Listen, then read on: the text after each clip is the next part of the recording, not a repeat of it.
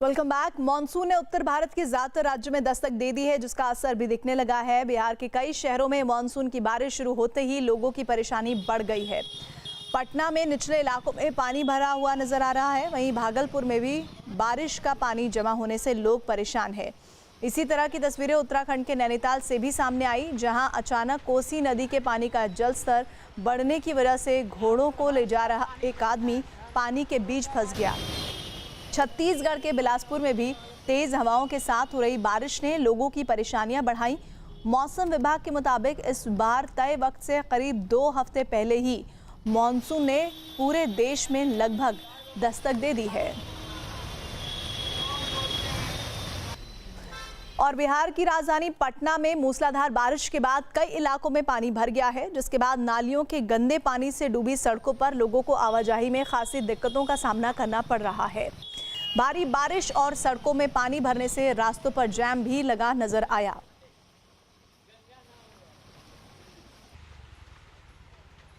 तो लोगों को किस तरह से इस गंदे नाले की पानी से होकर अपनी गाड़ियां गुजारनी पड़ रही है और खुद भी इस तरह से पैदल ही निकलना पड़ रहा है। तो बिहार की राजधानी पटना की ये तस्वीरें हैं, जहां मूसलाधार बारिश के बाद सड़कों पर पानी भर गया है और लोगों को खासी मशक्कत करनी पड़ रही है इस रास्ते को तय करने में। पटना ही नहीं, कुछ ऐसे ही हालात बिहार के भागलपुर के भी देखने को मिल रहे हैं। यहाँ 2 दिन लगातार बारिश की वजह से सड़कें पूरी तरह पानी में डूबी नजर आई।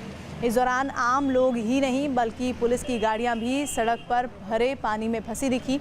वहीं पैदल चलने वालों को भी पानी भरने से काफ़ी मुश्किलों का सामना करना पड़ रहा है।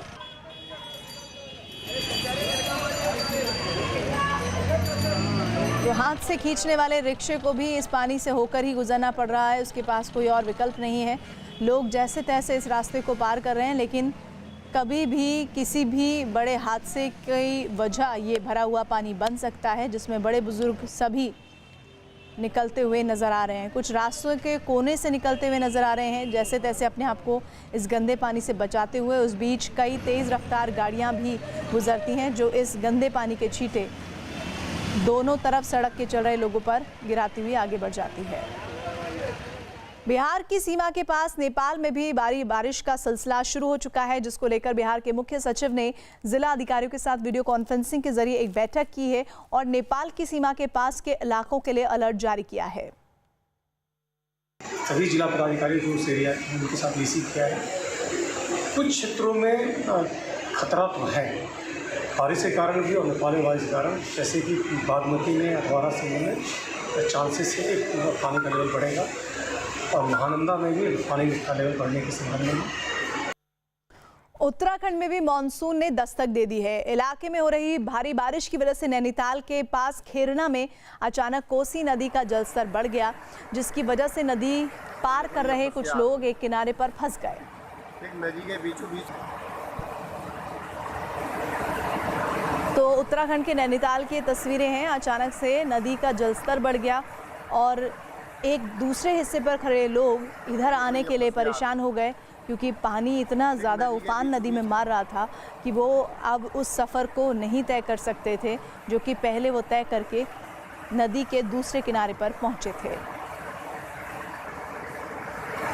देखो ये फंस गया आदमी एक नदी के बीचों बीच।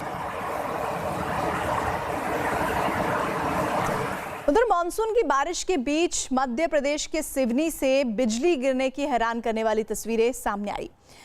अच्छी बात यह रही कि बिजली गिरने के बाद वहां किसी तरह का नुकसान नहीं हुआ और एक शख्स जो वहां से गुजर रहा था, उसने अपने कैमरे में इस घटना को रिकॉर्ड कर लिया।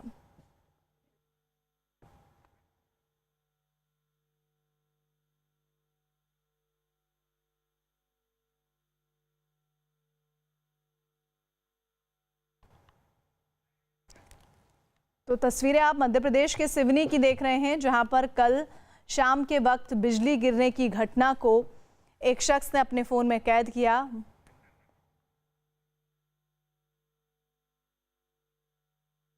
संचार मंत्रालय ने लद्दाख से लेकर जम्मू कश्मीर तक संचार सुविधाओं को मजबूत करने का मास्टर प्लान तैयार किया है। इसके तहत जम्मू कश्मीर और लद्दाख के हर एक गांव को इस मास्टर प्लान के तहत संचार सुविधाओं से जोड़ा जाएगा। संचार मंत्रालय जल्द से जल्द सीमावर्ती इलाकों में इन सुविधाओं को पूरा करने में जुट गया है ताकि आने वाले दिनों में आम आदमी के साथ साथ सेना को भी सूचना के आदान प्रदान में मुश्किलों का सामना ना करना पड़े। संचार मंत्रालय ने दूर दराज के इलाकों में बसे 354 गांवों में संचार सुविधा देने की योजना को अमली जामा पहनाना शुरू कर दिया है। इसमें 354 में से 144 गांव लद्दाख और इनमें से 87 जम्मू कश्मीर और 57 गांव लद्दाख